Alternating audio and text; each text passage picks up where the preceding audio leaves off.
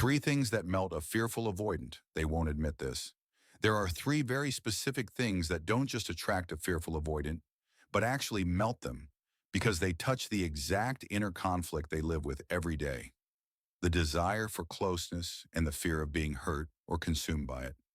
The first thing that melts a fearful avoidant is emotional safety without pressure.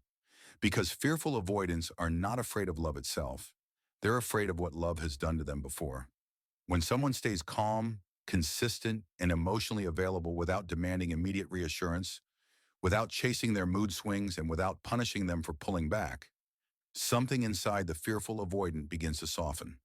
They start to realize that closeness doesn't automatically lead to control, abandonment, or emotional chaos. When you respond with steadiness instead of anxiety, curiosity instead of accusation, and presence instead of pressure, their nervous system slowly shifts from survival mode into connection mode. And that's when walls begin to lower, not because you force them down, but because they no longer feel necessary. The second thing that melts a fearful avoidant is being seen without being judged. Because deep down, fearful avoidants carry a heavy sense of shame about their inconsistency. They know they want closeness one moment and distance the next, and many of them feel broken because of it. When someone notices their fear without labeling it as manipulation, immaturity, or selfishness, it creates an experience they've rarely had before.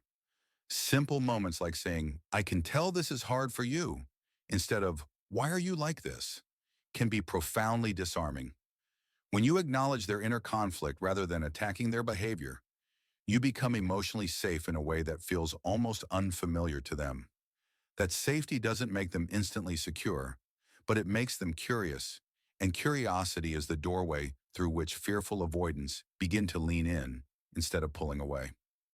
The third thing that truly melts a fearful avoidant is secure independence, because nothing feels more threatening to them than someone who loses themselves in the relationship.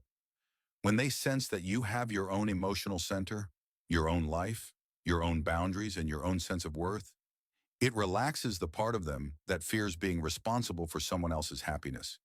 You don't collapse when they need space, and you don't disappear when they move closer. This balance sends a powerful message to their nervous system.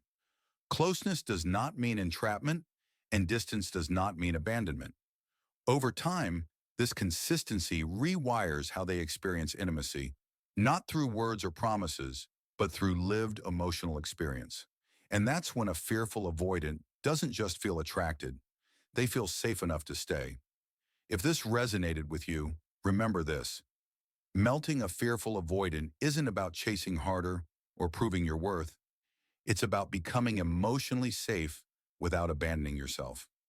When you stop reacting from fear and start showing up with steadiness, clarity, and self-respect, the entire dynamic shifts. Whether they lean in or pull away, you stay grounded. And that's where real power and peace come from.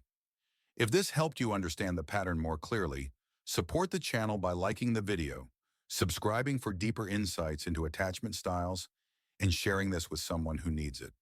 I'll see you in the next one.